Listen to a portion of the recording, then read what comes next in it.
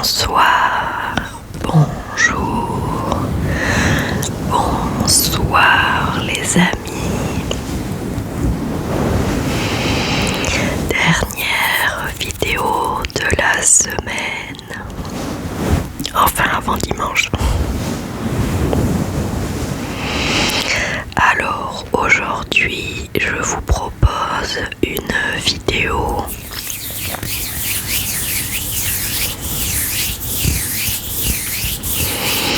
sur la beauté, mais il y a quelques temps. Voilà. C'est parti les amis, je commence la lecture. Mais installez-vous là où vous vous sentez le mieux. J'ai un cil qui me rentre dans l'œil. Hop. Et je vais commencer la lecture. Décidément entre la gorge et le ventre. Le mystère des momies tatouées. L'être humain se tatoue depuis au moins 5200 ans. Entre symboles culturels et représentations équines complexes, voici quelques-uns des tatouages antiques les plus intrigants. Si vous vous faisiez tatouer, quel type d'encre choisiriez-vous et pourquoi ? La réponse pourrait être une décision impulsive ou inversement un hommage à un être cher mûrement réfléchi.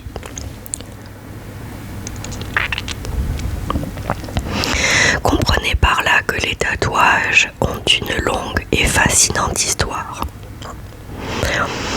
Le mot tatouage vient de l'anglais tattoo, lui-même importé du mot tahitien tato, littéralement frappé ou marqué, par James Cook qui documenta cette pratique polynésienne au XVIIIe siècle.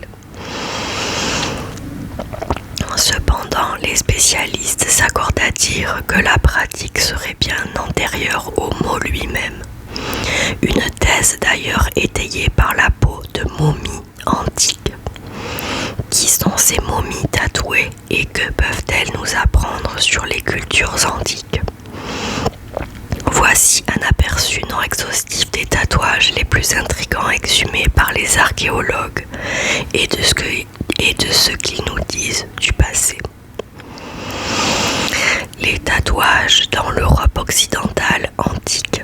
Les plus anciens tatouages connus à ce jour sont ceux du corps d'Ötzi, la momie la plus célèbre d'Europe. Ötzi, également appelé homme des glaces, fut découverte par des randonneurs allemands dans les Alpes en 1991. Ötzi vivait au Tyrol. J'ai du gloss plein la bouche. Une région montagneuse qui borde l'Italie et la Suisse actuelle. Il y a environ 5200 ans. Après sa mort, son corps et ses tatouages furent préservés par la glace et les éléments. 61 traits tatoués ont depuis été répertoriés sur son corps et étudiés. Les archéologues pensent qu'ils ont été réalisés en perçant la peau et en y appliquant de la poussière de charbon de bois. Certains de ces tatouages se trouvaient sur des zones qui tendent à devenir douloureuses avec l'âge, comme les genoux et les chevilles, ce qui a conduit les archéologues à émettre l'hypothèse qu'ils avaient été réalisés lors d'une sorte de traitement contre la douleur. Cependant, d'autres tatouages géométriques sur la poitrine d'Ötzi suggèrent qu'ils étaient réalisés à des fins rituelles, cérémonielles ou même religieuses, et ce, dès le néolithique. La signification exacte de ces tatouages restera sûrement sujette à débat pendant les 5 prochains millénaires, car en l'absence de nouvelles preuves, il est impossible, selon les chercheurs, de déterminer quelles ont pu être les motivations d'Ötzi ou d'autres nombreux sujets du néolithique à se faire tatouer. Les tatouages en Égypte antique. Les deuxièmes plus anciennes preuves attestant de la pratique du tatouage proviennent de momies dont la mort se situait entre 3351 et 3017 avant Jésus-Christ, soit en Égypte antique. Des tatouages furent identifiés sur ces momies découvertes en 1900 lorsqu'elles furent réexaminées par imagerie infrarouge en 2018. Les chercheurs constatèrent que les sortes de taches sur leur peau étaient en réalité des formes d'art corporel. Cette encre constitue la plus ancienne preuve connue de tatouage figuratif. Un taureau sauvage et un mouton furent dessinés sur le bras de l'homme et des symboles ressemblant à la lettre S et ce qui semble être un bâton sur le bras et l'épaule de la femme. Ces représentations, qui reprennent des motifs présents dans d'autres œuvres artistiques d'Égypte antique, constituent les plus vieilles preuves de la pratique du tatouage en Afrique.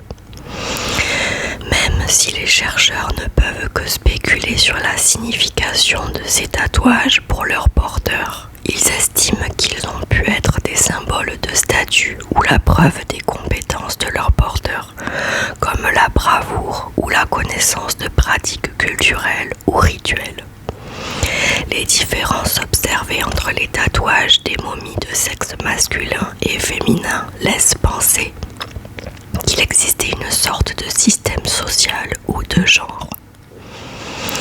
D'autres tatouages de périodes plus tardives suggèrent que les tatouages finirent par être utilisés comme symbole culturel en Égypte antique.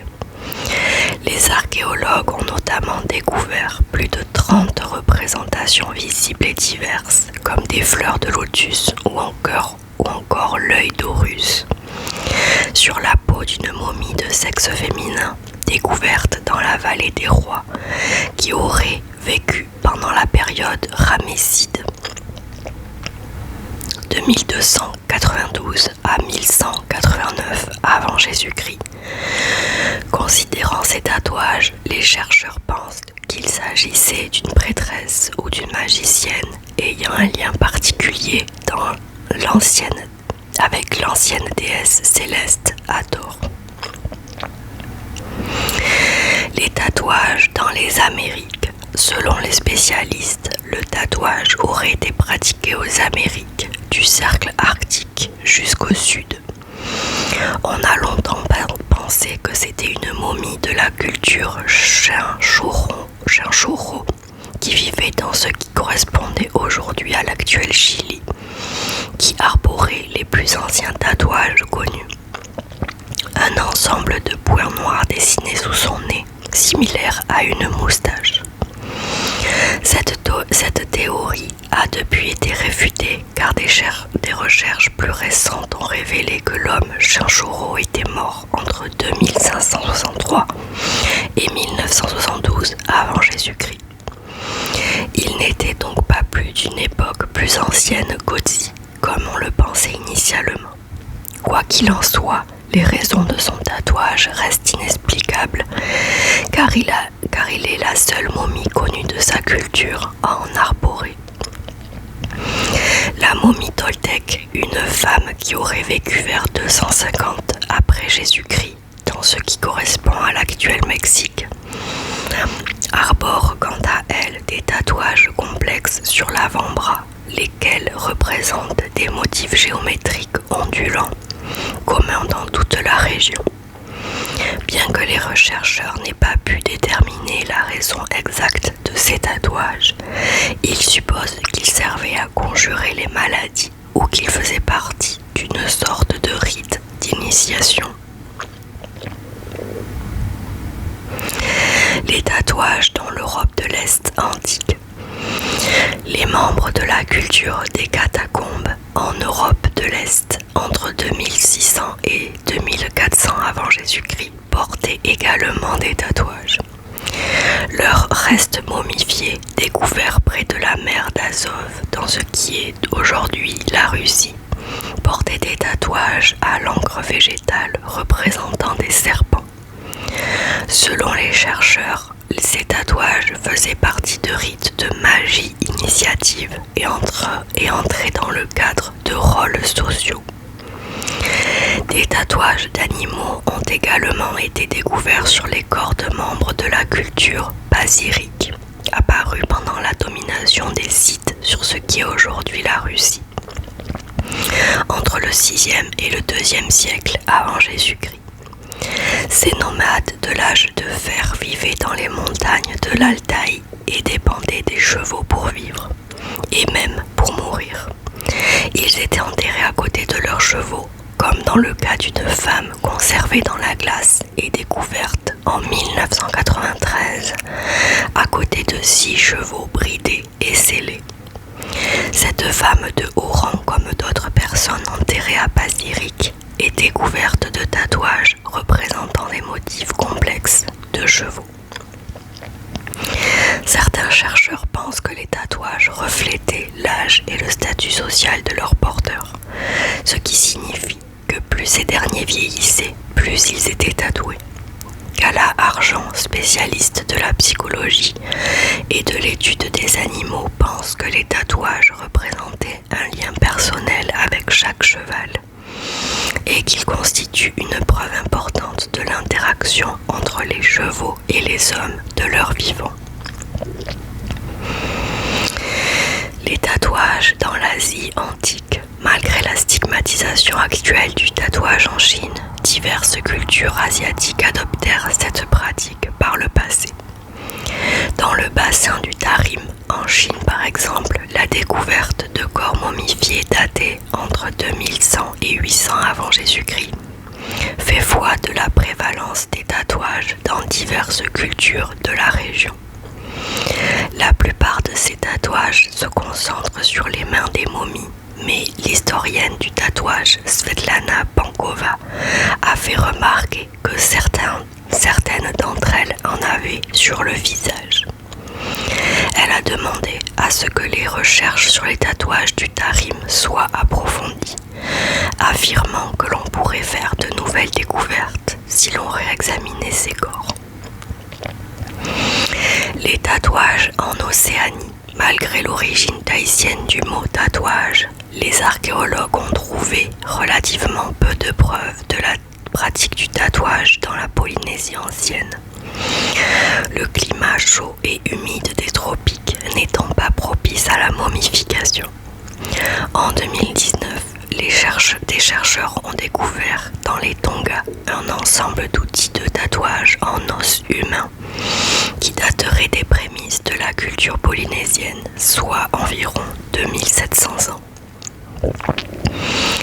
Les chercheurs ne savent néanmoins pas vraiment quel type de motif privilégiaient les Polynésiens de l'époque, ni la signification de ces marques.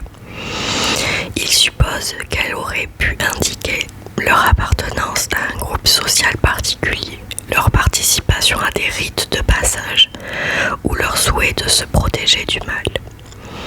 Comme l'explique l'historien de l'art français Luc Renaud dans une étude parue dans Ancient Ink de Archaeology of Tattooing, les représentations de personnages potentiellement tatoués dans les œuvres d'art antique offrent une vision alléchante des pratiques de tatouage encore plus anciennes.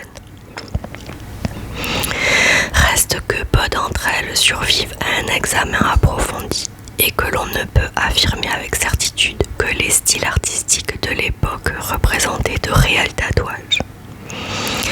Par ailleurs, en l'absence de momies antérieures à Otzi, tout porte à croire que la véritable histoire du tatouage restera potentiellement à jamais inaccessible. En attendant, il nous reste encore de nombreux tatouages à découvrir et beaucoup d'encre à faire couler pour approfondir nos connaissances sur cette ancienne pratique indélébile.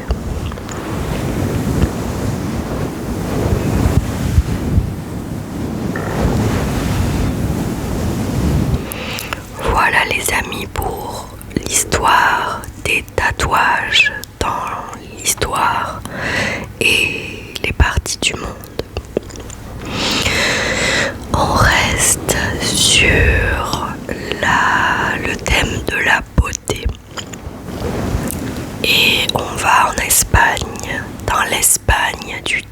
XVIIe siècle, il fallait vraiment souffrir pour être belle. Au XVIIe siècle, il était impensable pour une femme coquette de ne pas avoir le teint diaphane, les joues rosées et les cheveux blonds. Mais les produits cosmétiques qu'elles utilisaient étaient toxiques. Certains pouvaient même les rendre aveugles.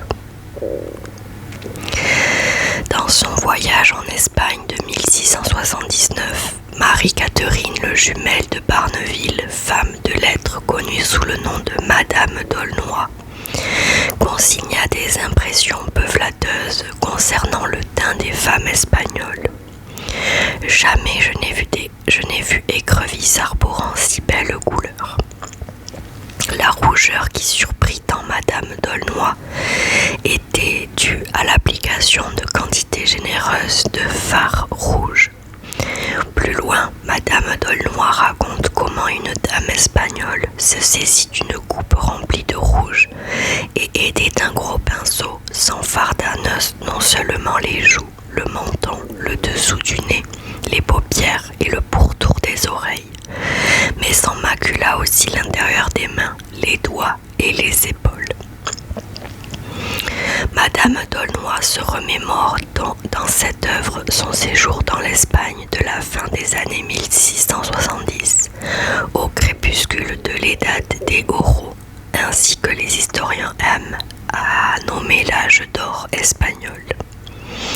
Cet âge d'or qui débuta avec l'essor de l'Espagne en tant que superpuissance européenne et avec la colonisation de larges pans de l'Amérique centrale et du Sud à partir de 1492, s'évanouit à la fin du XVIIe siècle à mesure que s'aggravaient les problèmes économiques rencontrés par le pays.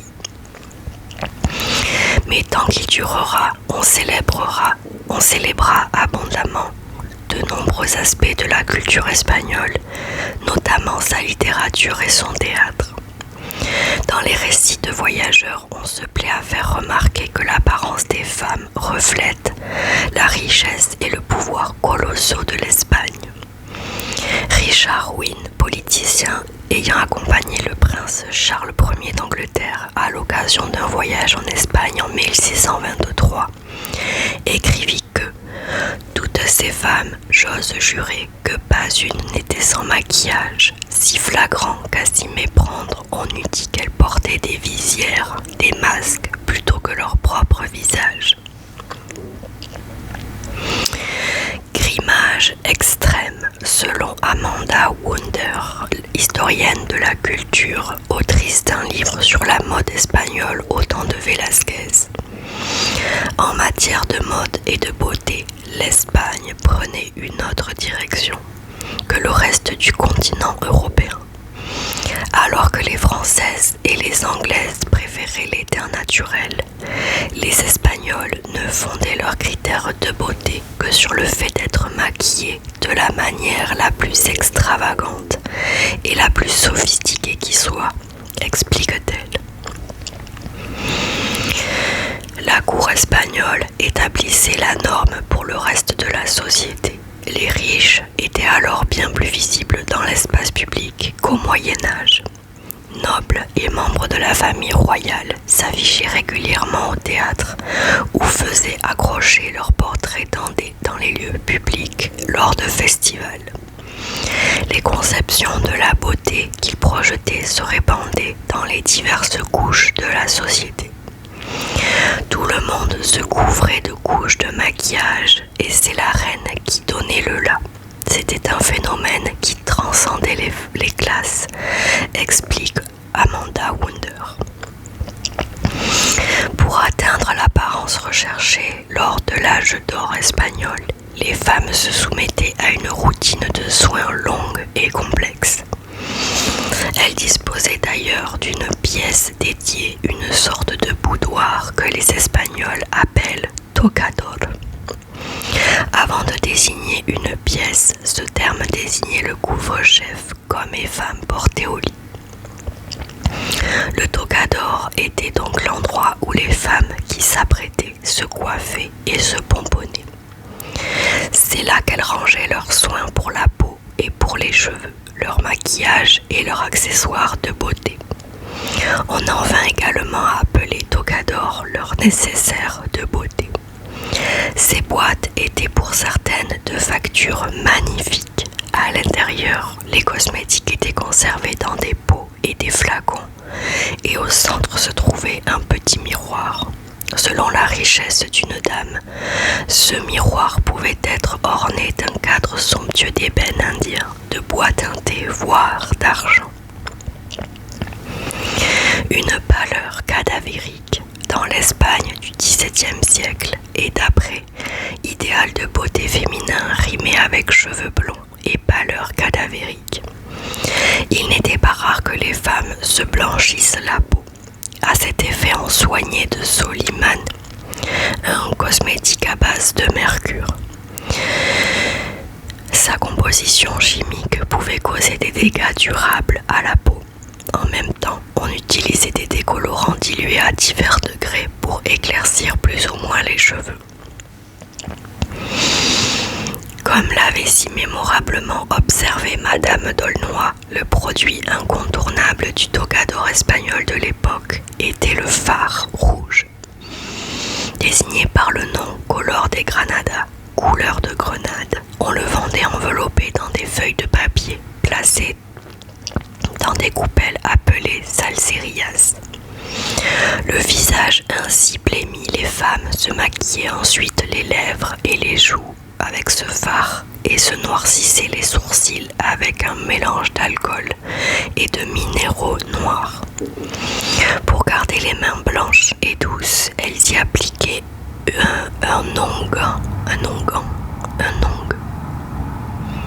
O-N-G-U-N-D, à base d'amandes, de moutarde et de miel. Parmi les autres produits chimiques entrant dans la composition de ces produits, le soufre était probablement celui dont l'usage était le plus répandu. Certains de ces composants étaient nocifs. Les femmes se blanchissaient parfois le visage avec de l'oxychlorure de bismuth, qu'on appelle parfois blanc d'Espagne, produit qui irrite la peau et les yeux, ou bien utilisaient des précipités de plomb qui sont toxiques. Si la composition du fard rouge a évolué au fil des siècles, à l'âge d'or espagnol, il était souvent fabriqué à partir de soufre carbonisé, de mercure, de plomb et de minium, un oxyde de plomb, entre autres substances. Dans son livre El Día de Fiesta por la Mañana y por la Tarde, publié en 1654, le moraliste Juan de Zabaleta assène des arguments religieux pour dénoncer l'utilisation des produits cosmétiques. Il situe l'action de son tableau de mœurs dans le tocador d'une femme s'apprêtant un matin de fête religieuse. Elle place à dextre les grains contenant ces potions de beauté et entreprend de se corriger le visage avec celle-ci. Il ne vient pas à l'esprit de cette femme que si Dieu la voulait telle qu'elle se maquille, il l'aurait faite maquiller. Dieu l'a dotée du visage qui lui seyait et elle se pare du visage qui ne lui sied point. C'est pas faux. L'œuvre de Juan de Zabaleta s'inscrit dans une tradition littéraire misogyne qui condamne les rituels de beauté des femmes et y voit un sabotage de la création divine. Ceci dit, c'est vrai. Si Dieu voulait qu'on se maquille, il nous aurait fait maquiller. Certaines femmes étaient de cet avis et trouvaient ces rituels sots, mais pour des raisons bien différentes. Maria de Zayas, femme de lettres de l'âge d'or espagnol, considérée de nos jours comme proto-féministe, voyait dans les pressions sociales exercées sur les femmes pour qu'elles se maquillent un moyen de les empêcher de s'émanciper. Dans un roman des années 1630, Elle fait dire à l'un de ses personnages que si les femmes se consacraient au maniement des armes et à l'étude des sciences au lieu de se laisser pousser les cheveux et de se farder le visage, elles auraient déjà dépassé les hommes dans de nombreux domaines. D'accord. À la fin du XVIIe siècle, alors que les fortunes impériales de l'Espagne étaient contrariées et que les dates des oraux touchaient à sa fin, le recours effréné au maquillage diminua également. Dans le sillage de la Révolution française de 1789, une mode plus naturelle gagna l'Europe et l'on délaissa les manières contournées des perruques et du maquillage d'antan. Cependant, les attitudes envers le maquillage sont souvent cycliques. Des poudres à base d'oxyde de zinc remplacèrent les recettes toxiques à base de plomb, et l'utilisation de maquillage connut un regain de popularité en Europe. Au milieu du XIXe siècle, le maquillage chargé passa de mode car on l'associait aux actrices et aux prostituées. Les artifices faciaux revinrent cependant sur le devant de la scène avec l'avènement des cosmétiques utilisés au théâtre et furent largement commercialisés en Europe et en Amérique du Nord dans les années 1920. Depuis lors, l'utilisation du maquillage est tout aussi ardemment débattue lorsqu'il est question de féminité et de féminisme qu'elle ne l'était lors de l'âge d'or espagnol.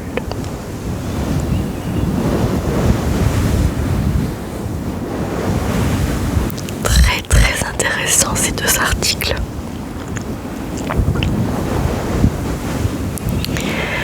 Voilà les amis, c'est tout pour moi pour cette vidéo et cette dernière vidéo de la semaine.